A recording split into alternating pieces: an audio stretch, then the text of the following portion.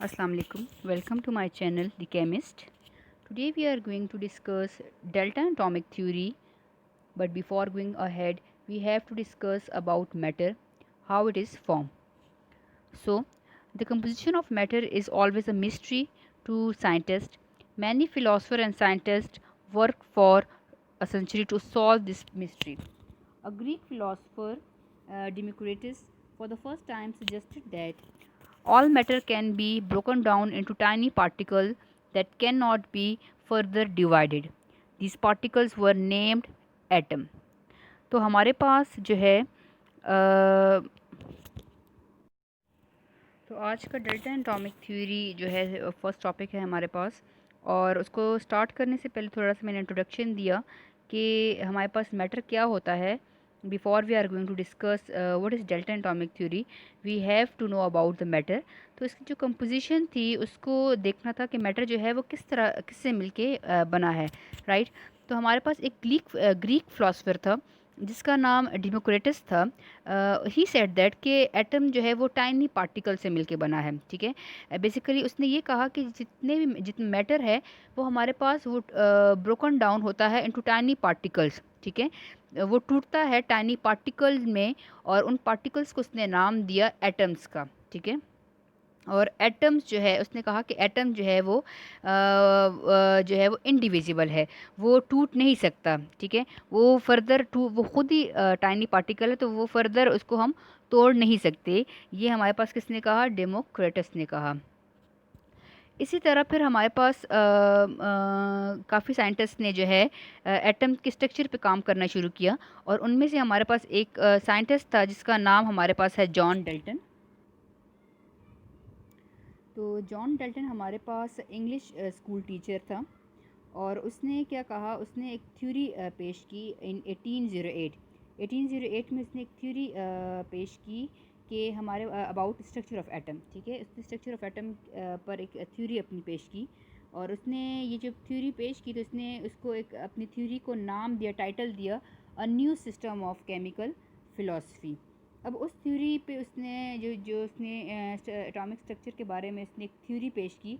तो उसके कुछ उसके मेन पॉइंट्स हैं। Let's discuss the main points of delta atomic theory. So first point number one, main points में हमारे पास पॉइंट नंबर वन है। डेल्टन ने क्या कहा कि matter is composed of very small indivisible particle called atom. कि matter जो है वो हमारे पास बनता है एक स्मॉल इनडिविजिबल पार्टिकल से जिसको उसने नाम दिया एटम से, एटम का। कि मैटर जो है वो हमारे पास किससे बनते हैं? एटम से मिलके बनते हैं जितने भी मैटर हैं। अब हमारे पास 8th ग्रेड में अगर आप लोग देखो तो जो फूड हम खाते हैं वो हमारे पास मैटर है, जो पानी हम पीते हैं वो हमारे पास मैटर है, ठीक है। जो एयर हम ब्रीथ करते हैं, क्यों वो मैटर है? क्योंकि हमारे पास जो हम फूड खाते हैं, फॉर एग्जांपल एप्पल हम खा रहे हैं, तो एप्पल का कोई ना कोई मास है, ठीक है, कोई वॉल्यूम वो कवर करता है। तो anything that occupy space and have mass is called matter, ठीक है। इसी तरह हमारे पास पेंसिल है, ये भी हमारे पास एक मैटर है। क्यों हम इसको मैटर कहते हैं? क्योंकि इस पेंसिल का अपना एक मास है, ठीक है, एक वेट है इसका, और एक ये जगह ऑक्यूपाई करता है, कोई ना कोई वो जगह ऑक्यूपाई करता है, इसीलिए हमने इसको मैटर का नाम दिया है। अब ये पेंसिल जो है ये किससे मिलके बनी है? स्मॉल पार्टिकल्स एटम से मिलके बनी है, ठीक है। ये ऐसा किसने कहा है? डेल्टन ने कहा है कि मैटर है, कोई भी मैटर है, ठीक है, जो हमारे इर्द गिर्द जितनी भी चीज़ें हैं वो मैटर हैं। तो वो मैटर जो है उसकी कंपोजिशन क्या है? वो हमारे पास स्मॉल पार्टिकल्स एटम से मिलके बनती हैं। अब एटम को उसने क्या कहा कि atom is an indivisible particle. कि एटम जो है वो एक इनडिविजिबल पार्टिकल, स्मॉल पार्टिकल है, इनडिविजिबल है, वो फर्दर जो है वो उसकी ब्रेक डाउन हम नहीं कर सकते, फर्दर उस पार्टिकल को तोड़ नहीं सकते। तो atom is indivisible. Next point क्या था इसमें कि atom of same element are identical in all respect. कि एटम ऑफ सेम एलिमेंट, कोई भी आप लोग एलिमेंट ले लो, ठीक है, तो उस वो एलिमेंट जिन एटम से मिलके बनता है, मतलब फॉर एग्जांपल अगर हम हाइड्रोजन एटम ले लें, तो हाइड्रोजन एलिमेंट ले लें, तो हाइड्रोजन एलिमेंट जिन एटम से मिलके बनता है वो आइडेंटिकल है, मीन वो सेम है इन ऑल रिस्पेक्ट, इन साइज़, ठीक है। हाइड्रोजन जो है वो एक ही तरह के साइज़ के एटम से मिलके बनता है। हाइड्रोजन जो है उसके जिन एटम से वो मिलके बनता है उसका मास भी एक ही है, मतलब ठीक है।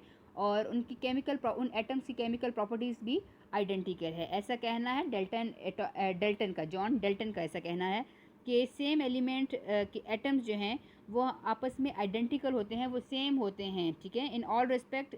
किस लिहाज से वो सेम होते हैं? वो जितने भी एटम होते हैं उनके साइज़ सेम होते हैं, उनका मास एक जैसा होता है और उनकी केमिकल प्रॉपर्टीज़ भी एक ही जैसी होती हैं, ठीक है। Atom of different element are different in their properties. अब जो डिफरेंट एलिमेंट्स होते हैं तो ज़ाहिर है डिफरेंट एलिमेंट हैं तो वो डिफरेंट एटम से मिलके बनते हैं, ठीक है। तो डिफरेंट एलिमेंट्स के जो एटम्स होते हैं उनकी प्रॉपर्टीज़ भी आपस में डिफरेंट होती हैं। फॉर एग्जांपल हमारे पास एक हाइड्रोजन एटम है, ठीक है। ये इसके जो एटम है, जो हाइड्रोजन एलिमेंट है, ये डिफरेंट एटम से मिलके बनता है। ऑक्सीजन जो है ये डिफरेंट एटम से मिलके बनता है। कार्बन जो है ये डिफरेंट एटम से मिलके बनता है, ठीक है। इसी तरह हाइड्रोजन का मास भी हमारे पास 1 है, ऑक्सीजन का मास 16 है और कार्बन का मास 12 है। तो डिफरेंट एटम से डिफरेंट एलिमेंट जो हैं वो डिफरेंट एटम से मिलके बनते हैं। लेकिन अगर हाइड्रोजन है, जहाँ से भी हाइड्रोजन आप लोग ले लो, ठीक है, कहीं कोई सी भी आप, तो हाइड्रोजन और आप लोग कहीं से भी ले लो, तो हाइड्रोजन की अगर कंपोजिशन है तो इसमें जो नंबर ऑफ़ एटम इन्वॉल्व है वो हमारे पास सेम होंगे। उनका साइज़, उनका मास, उनकी केमिकल प्रॉपर्टी एक होंगी, ठीक है, एक जैसी सेम होंगी, आइडेंटिकल होंगी। इसी तरह ऑक्सीजन के एटम के भी जो हमारे एटम्स होंगे वो आइडेंटिकल होंगे।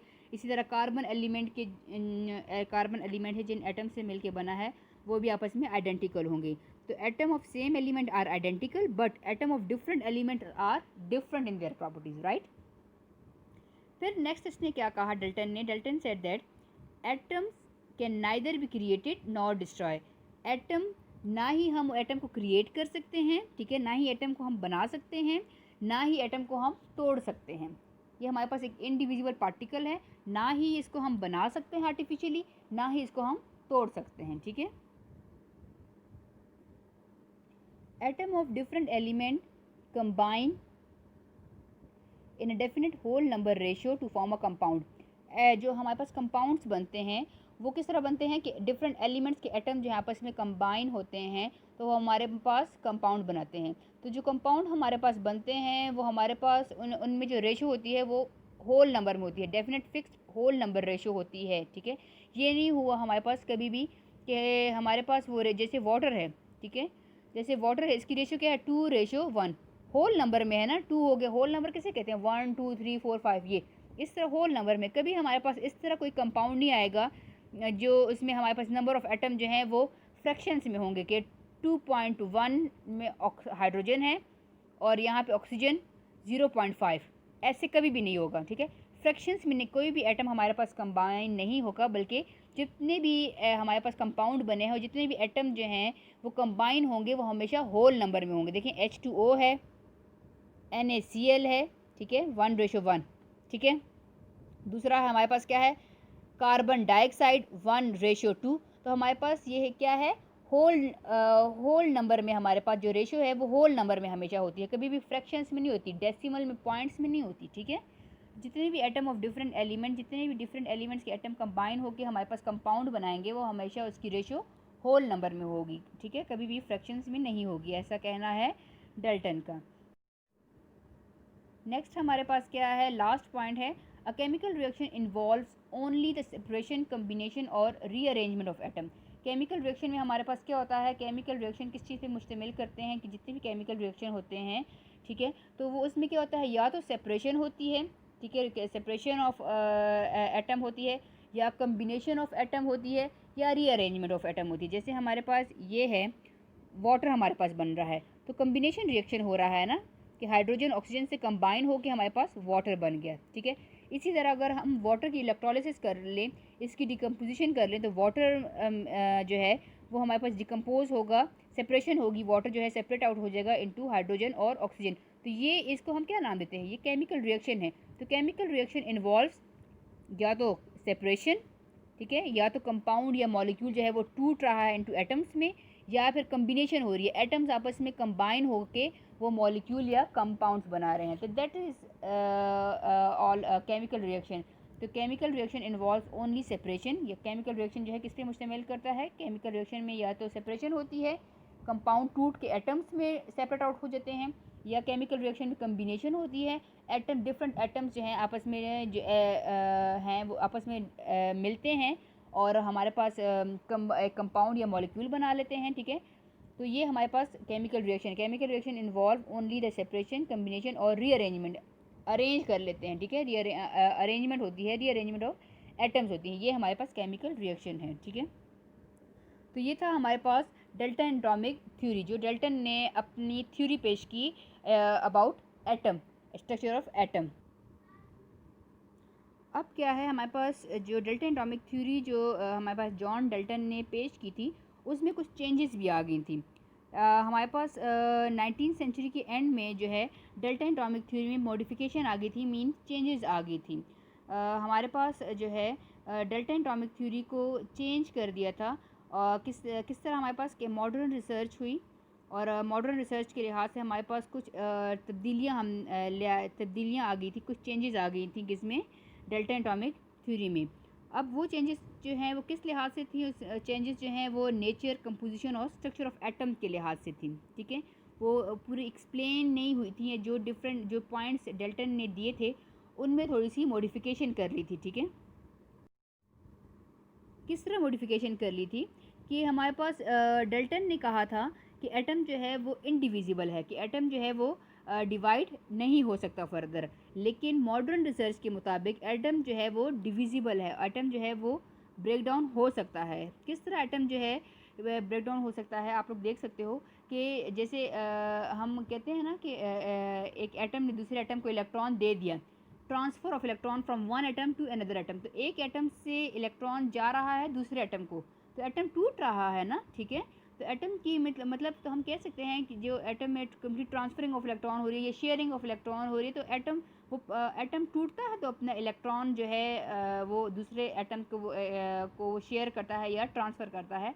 तो ये पॉइंट में उसकी थोड़ी सी वो हो गया कि मॉडर्न रिसर्च ने कहा कि डाल्टन ने कहा था कि एटम जो है वो इनडिविजिबल है, जबकि एटम जो है वो डिविजिबल है, एटम जो है वो टूट सकता है, क्योंकि एटम को हम फर्दर कंपोज कर सकते हैं, जो है कंपोज ऑफ जो हमारे पास एटम जो है वो किससे बनना है, इलेक्ट्रॉन, प्रोटॉन और न्यूट्रॉन से बनता है।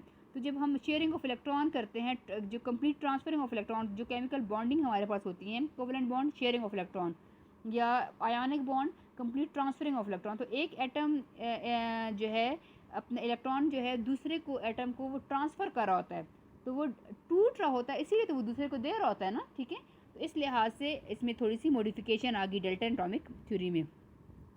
दूसरा, डाल्टन ने क्या कहा था कि हमारे पास atom of same element are identical in all respect, in size, mass and chemical property, कि जो सेम एलिमेंट के एटम होते हैं वो हमारे पास आइडेंटिकल होते हैं इन ऑल रिस्पेक्ट, जैसे कि साइज़ भी उनका सेम होगा उन एटम्स का और उसका मास भी सेम होगा। लेकिन यहाँ पे मॉडर्न रिसर्च के मुताबिक इसमें इसकी मॉडिफिकेशन यहाँ पे आई है कि उन्होंने कहा है कि आइसोटोप किसे कहते हैं कि atom of same element having same atomic number but different mass number. एक सेम एलिमेंट है लेकिन वो डिफ़र कहाँ पे कर रहा है, मास नंबर पे।